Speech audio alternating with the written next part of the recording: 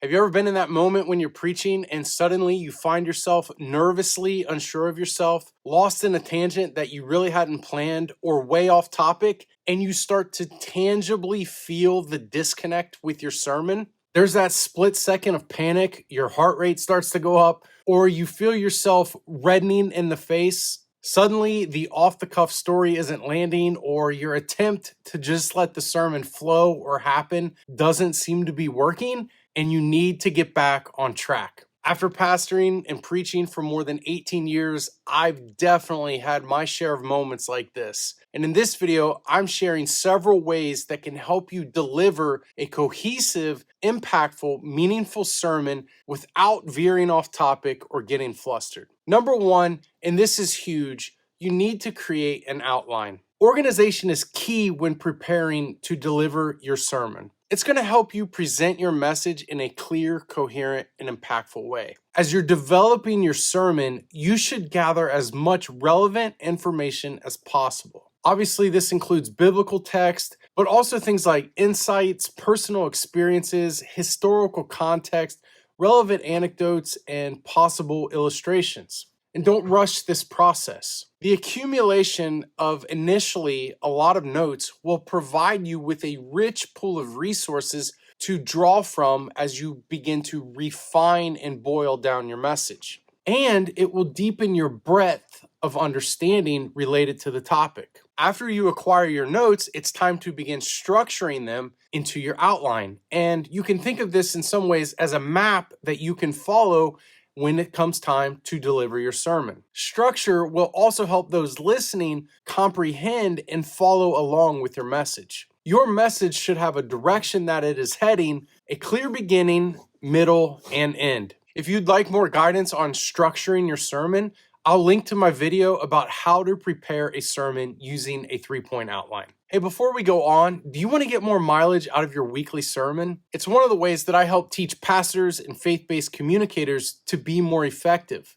Use the link in the description to sign up for my free content stacking strategy for a church of any size. The second thing you can do is practice. Now, it's important to keep in mind when I mention practice that when it comes to preaching, the goal of practicing is not perfection.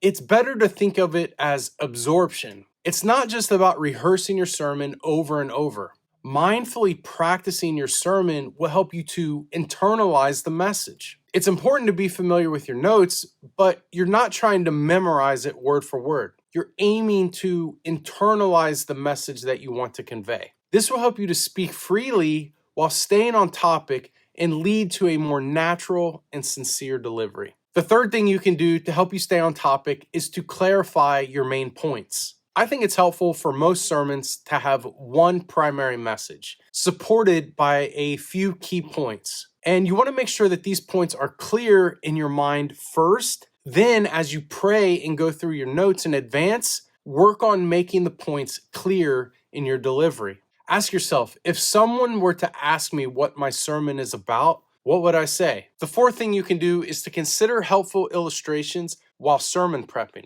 Stories, examples, and metaphors can help breathe life into your sermon. And we know that they can help take theological concepts and ground them in everyday experiences. This will help make it easier for your audience to relate to. But rather than trying to come up with these on the fly, it's best to do these as you're studying and practicing in advance. Research and consider ideas that can illustrate the biblical truths that you want to convey. Number 5, think through the transitions as you go through your notes. This is one of the keys to help you stay on topic and deliver a cohesive message. Transitions will help your sermon flow smoothly from one point to the next, maintaining the interest of your listeners and reinforcing the central theme of your sermon. It's so easy to overlook the value of transitions, but I think if you want to stay on topic, you need to be deliberate about them, making sure each one connects the previous point to the next. A disjointed sermon will confuse your listeners, but a sermon with carefully crafted transitions will make a huge difference between people following along or feeling lost in your message. The other thing that will help you to stay on topic is to go shorter than longer.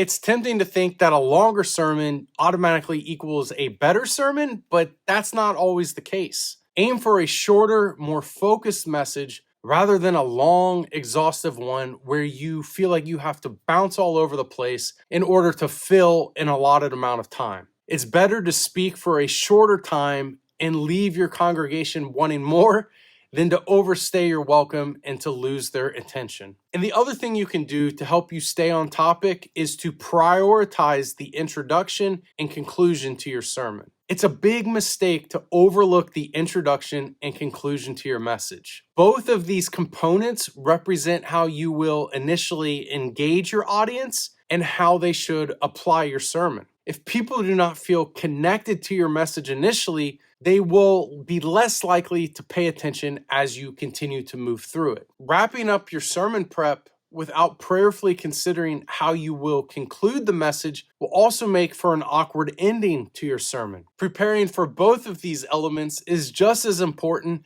as the main points of your message. And if you give little to no thought about these aspects, your message will feel uncomfortable and you may feel the urge to continue filling time with fluff or a non-relevant story or become nervous. Hey, do you want more help with your preaching? Watch this video about 5 compelling ways to start your next sermon so that people immediately engage.